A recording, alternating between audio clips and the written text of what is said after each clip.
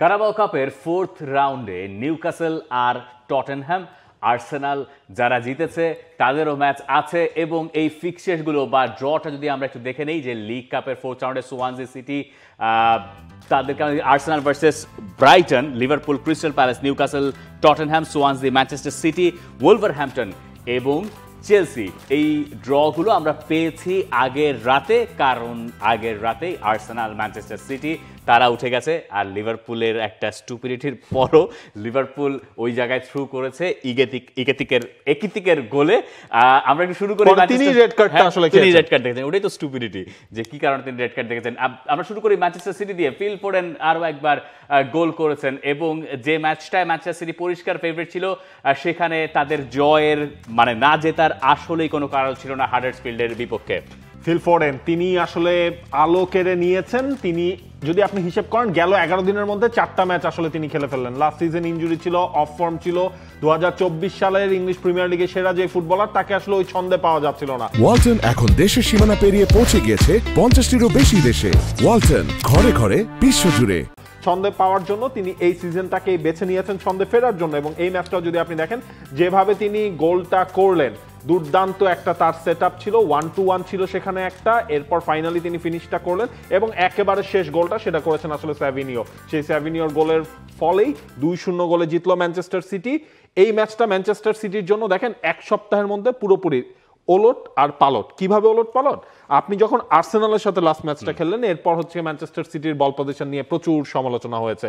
এই ম্যাচটা যখন ম্যানচেস্টার সিটি খেলতে নামলো, ফাইন, হাডার্সফিল্ডের সাথে খেলা, 75% বল পজিশন তারা নিজেদের রাখলো, সেটা হওয়াটাই খুব স্বাভাবিক। মানে বল তারা কন্ট্রোল করেছে। এই ম্যাচটা কন্ট্রোল না করারও কোনো কথা নয়। আপনি হচ্ছে থার্ড টায়ারের একটা টিমের সাথে আপনি আসলে খেলছেন। সেই জায়গাটায় যদিও ম্যানচেস্টার সিটিকে ধুঁকতে হয়েছে আসলে গোলের জন্য, 2 হাফে 2টা গোল তারা আলটিমেটলি পেল, তবে ওই আলোটা আসলে কেড়ে নিয়েছেন ফিল ফোডেন। এবং এই ম্যাচগুলো বা লিগ কাপ আসলে বা ইএফএল কাপ আসলে আমরা যেই জিনিসটা দেখি, আপনার নতুনদের সুযোগ করে দেয়া। সাভিনিও যেমন স্যাভিনিওর কথা আপনি বলতে পারেন, বা ওভারঅল 6 জন একাডেমির প্লেয়ার, যেই একাডেমির বেস্ট গ্র্যাজুয়েট এখন পর্যন্ত ধরা হচ্ছে রিসেন্ট টাইমসে ফিল ফোডেনকে। সেই ফিল ফোডেন তার জুনিয়রদেরকে নিয়ে খেললেন। এই ম্যাচটা হচ্ছে জিতে গেল ম্যানচেস্টার সিটির। আপনি নেক্সট উইক প্রিমিয়ার লিগে ম্যাচ হচ্ছে আপনার বার্নলির সাথে। বার্নলির ম্যাচের আগে ভালো একটা প্রিপারেশন হয়ে গেছে, সেটা মোটামুটি আসলে বলা যায়। অর্থাৎ আর্সেনালের সঙ্গে ম্যাচের পরে ম্যানচেস্টার সিটি আবারও জয়ের ধারায় ফিরেছে, এইভাবে বোধহয় কথাটা বলা যায়। আর আর্সেনাল তারাও জিতেছে এবং আর্সেনালের জয়ের ব্যবধানও একই। আর্সেনালের জয়ের সবচেয়ে বড় গল্পটা সম্ভবত ইজের ওপেনিং গোল আর্সেনালের জার্সিতে। 6 নম্বর ম্যাচ খেলতে নামলেন, প্রথম গোলটা পেলেন, ঠান্ডা মাথায় ফিনিশিং এর কাজটা তিনি করলেন। মার্টিনেলির সাথে একটা ভালো বোঝাপড়া ছিল, সেখান থেকেই ইজে তিনি গোলটা পাওয়িয়ে দিলেন। এবং সেকেন্ড হাফে পেয়েছে আর্সেনাল পরের গোলটা, যেখানে হচ্ছে লিয়ান্ড্রো ট্রসার্ড তিনি গোলটা করলেন। অফসাইড চেকও করা হয়েছিল ভিআরে, যে পরের ডিসিশনটা আসলে আলটিমেটলি আর্সেনালের ফেভারেই চলে এসেছে। আর্সেনালের জন্য স্বস্তির একটা জয়। আপনি যদি একটা জিনিস খেয়াল করেন, আর্সেনাল এই ম্যাচে লাস্ট ম্যাচের স্কোয়াড থেকে 9টা পরিবর্তন করে আর্সেনাল মাঠে নেমেছিল। হ্যাঁ, সেই জিনিসটা খুব স্বাভাবিক। আর্সেনালের জন্য ইম্পর্টেন্ট কোন জিনিসটা, আপনার এই ম্যাচে আপনি বুকায়ো সাকাকে দিয়ে শুরু করেছেন। বুকায়ো সাকাকে আপনি 68 মিনিটস পর্যন্ত আপনি তাকে খেলিয়েছেন, যেহেতু সাকার একটা ইনজুরি ছিল।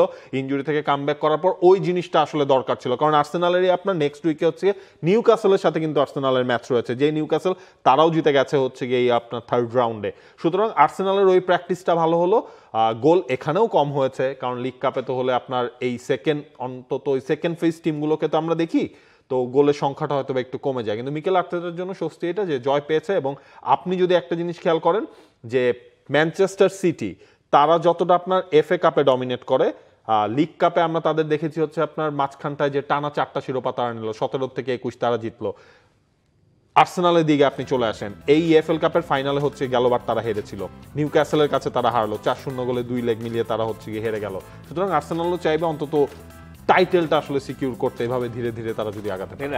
আর্সেনালের সাকার কথাটা বলে ভালো করছেন। সাকা শেষ ম্যাচে অর্থাৎ ম্যান সিটির বিপক্ষে সেকেন্ড হাফ থেকে শুরু করেছিলেন, মানে ফার্স্ট হাফে খেলেন, সেকেন্ড হাফ পুরোটা খেলেছিলেন। তখন একটু খচখচানি ছিল যে তিনি কতখানি ফিট।